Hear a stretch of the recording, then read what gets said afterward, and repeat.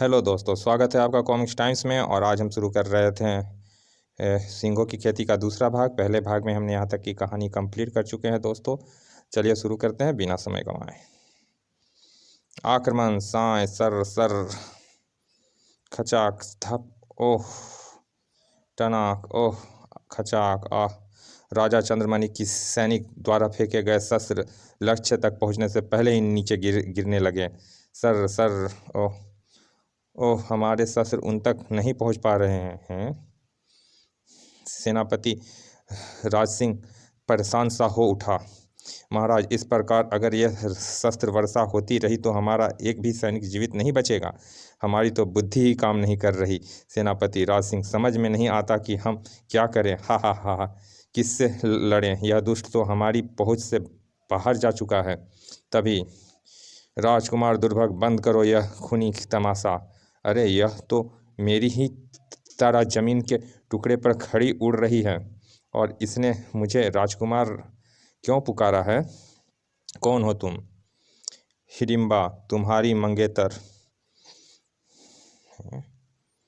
कौन हिडिंबा? मैं इस नाम की किसी स्त्री को नहीं जानता। तुम जानते हो राजकुमार दुर्भग, लेकिन इस वक्त अपने पिता राक्षस राज मल्लकेतु के शाप के कारण तुम राक्षस लोक की सारी बातें भूल चुके हो। यह लो, इस माले को गले में डाल लो, तुम्हें सब कुछ याद आ जाएगा। यह कैसा चमत्कार है सेनापति? कौन है यह स्त्री? मैं तो सवै आश्चर्य में हूँ महाराज। माला गले में डालते ही दुर्भग का मस्तिष्क घूम गया। हा हा हा, दुर्भग नाम है मेरा। ओह, इसे उठाकर पाताल से बाहर फेंक दो। एकाएक दुर्भग क्रोध से भर चीख पड़ा। मुझे याद आ गया हिडिंबा, तुम्हें पहचान लिया मैंने। अब अपने आप को भी पहचान लो राजकुमार दुर्भग। मुझे तुम्हारे पिता महाराज मल्लकेतु ने भेजा है। मैं तुम्हें लेने आई हूँ। तुम्हें क्षमा मिल सकती है। तुम एक बार फिर पाताल लोक में रह सकते हो राजकुमार दुर्भग। बंद कर दो यह खूनी तमाशा और चलो मेरे साथ वापस पाताल लोक। सोच क्या रहे हो राजकुमार दुर्भग? नहीं हिडिंबा, मैं वापस नहीं जाऊंगा। मैं यहीं रहूंगा। पृथ्वी का राजा बनूंगा मैं। पृथ्वी के लोग मेरी शक्ति से नहीं टकरा सकते, यह मैं देख चुका हूँ। तुम लौट जाओ हिडिंबा। राजकुमार दुर्भग लौटेगा, लेकिन उस वक्त जब उसके पास पाताल लोक से अपने आप का प्रतिशोध लेने की शक्ति होगी। अब मैं जा रहा हूँ हिडिंबा। पिताश्री को मेरी प्रतिज्ञा के विषय में बताकर उन्हें मेरा प्रणाम देना। हा हा, राजकुमार दुर्भग जिंदाबाद जिंदाबाद। नहीं राजकुमार, रुक जाओ, लौट आओ। दुर्भग नाम है मेरा। हा हा हा हा। राजकुमार दुर्भग, मैं तुम्हें पाताल लोक व पृथ्वी पर खतरा नहीं बनने दूंगी। हिडिंबा नीचे उतर आई। हैं?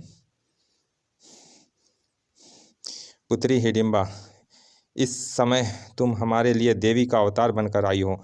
राजा होते हुए भी हम समझ नहीं पा रहे हैं कि तुम्हारे इस एहसान का बदला हम कैसे चुका पाएंगे। मुझे शर्मिंदा मत करें महाराज। हमारे लोक का एक दुष्ट राक्षस आपके लिए मुसीबत बन गया है। यह हमारे लिए बड़े दुख व शर्म की बात है।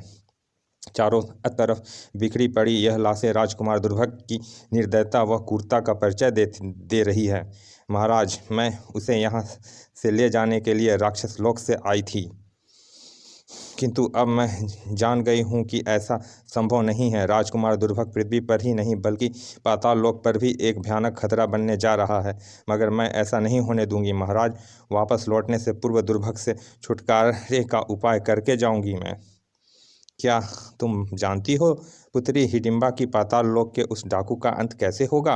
हिडिंबा ने हाथ हवा में उठाकर ना जाने क्या किया कि यह लीजिए महाराज, अगर मैं अधिक समय तक पृथ्वी पर रुक सकती तो दुर्भग का अंत देखकर जाती, किंतु अब आपकी मदद करके मुझे बेहद प्रसन्नता होगी। लेकिन यह क्या है? इस खोपड़ी में जो बीज है महाराज, उन्हें जमीन में दबाने के अगले ही दिन सिंगों की खेती की उपज पैदा होगी। इन बीजों को आप अपने नगर में यहाँ वहाँ बो दें। अगली बार जब डाकू दुर्भग नगर पर आक्रमण करे तो। हिडिंबा ने उन्हें समझाने लगी। तभी अचानक, अच्छा महाराज, अलविदा। हम तुम्हें हमेशा याद रखेंगे हिडिंबा। धन्य हो तुम। उसके बाद राजा चंद्रमणि वापस लौट पड़े। हिडिंबा के कहे अनुसार नगर में जगह जगह सिंहों की खेती की जाने लगी। जल्दी करो, इन बीजों को नगर के कोने कोने में दबा दो। नगरवासियों को सिंहों की खेती के विषय में बता दिया गया। ओह, समझ गए ना तुम सब लोग, हर पल सावधान रहना। अगले दिन नगरवासियों के लिए आश्चर्य से भरा था। अरे, सिंहों की फसल पैदा हो गई। सिंहों की फसल! इस बार हम उस दुष्ट को दबोचकर नहीं जाने देंगे। राजा चंद्रमणिक स्वयं सेनापति राज सिंह के साथ नगर की गश्त पर थे। महाराज, अगर हिडिंबा का यह उपाय भी निष्फल हो गया तो हमारे लिए गंभीर संकट उत्पन्न हो जाएगा। घबराओ नहीं, ईश्वर की कृपा रही तो सब ठीक होगा। उधर राजकुमार दुर्भग मौत की आंधी बन उड़ा चला आ रहा था। हा हा हा, आज हमारा शिकार होगा राजा चंद्रमणिक। उसके बाद मैं धीरे धीरे संपूर्ण पृथ्वी पर अपना कब्जा करूंगा। नगर सीमा पर तैनात सैनिक चौंक पड़े। धूल भरी आंधी, डाकू दुर्भग आ रहा है महाराज। डाकू दुर्भग! ओह, क्या! तैयार! पलक झपकते ही सैनिक सिंहों पर झपट पड़े। जल्दी करो, उखाड़ लो सिंहों की फसलें। फिर जैसे ही डाकू दुर्भग ने अपने दल के साथ नगर में प्रवेश करना चाहा, उस पर सिंहों की वर्षा कर दी गई और देखते ही देखते सिंह राक्षस में परिवर्तित होने लगे। सिंह बरसाओ जल्दी! सिंह राक्षसों की विचित्र सेना। उफ, यह क्या! राक्षस सेना! ओह! पलक झपकते ही कई डाकू सिंह राक्षसों का शिकार बन गए। हा हा हा! सरदार दुर्भग, बचाओ हमें! आई धड़ाक! हा हा हा! टनाक! दुर्भग चीखता हुआ राजा चंद्रमणि की तरफ लपका। तो यह इंतजाम किया है तूने राजा चंद्रमणि, लेकिन मैं तुझे छोड़ूंगा नहीं। मैं भी इसी पल का इंतजार कर रहा था। दुष्ट हत्यारे! टनाक! आज तू यहाँ से बचकर नहीं जाएगा दुर्भग। हाँ हाँ, मैं तुझे इतनी भयानक मौत दूंगा राजा चंद्रमणि कि तू 7 जन्म तक मुझे नहीं भूल पाएगा। ओह, वह महाराज के चेहरे पर जादुई वार करने की फिराक में है। सेनापति ने सिंह उछालकर फेंका। दुर्भग के जादुई वार से महाराज की मदद करो। सर! सिंह राक्षस राज के सामने आ गया और सुर! दुर्भग नाम है मेरा, यह ले चंद्रमणिक, बच मेरा वार। दुर्भग का वार को राक्षस ने झेला। ओह, अगर सिंह राक्षस बीच में ना आ जाता तो मेरी मृत्यु निश्चित थी। दूसरे ही पल राजा चंद्रमणिक ने तलवार का वार दुर्भग के हाथ पर किया। उफ! खचाक! उधर डाकू के बीच खलबली मची हुई थी। भागो, मारो, बचाओ! खचाक! आ! सेनापति ने एक और सिंह उछालकर दुर्भग की तरफ उछाल फेंका। इसकी इन आँखों को फोड़ डालो जिससे आज तक यह शैतान निर्दोष लोगों को खत्म करता आया है। खचाक! ओह! राजा चंद्रमणिक ने क्षणिक भी देर ना की। खचाक! तलवार के अगले भरपूर वार से दुर्भग की गर्दन कई हवा में उछल गई। कई हाथ ऊपर हवा में उछल गई।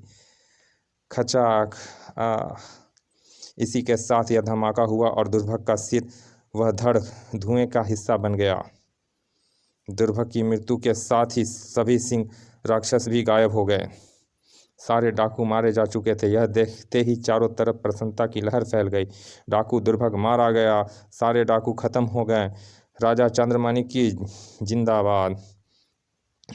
उधर राजकुमार दुर्भग के शरीर के कटे हुए हिस्से पाताल लोक में जाकर गिरे।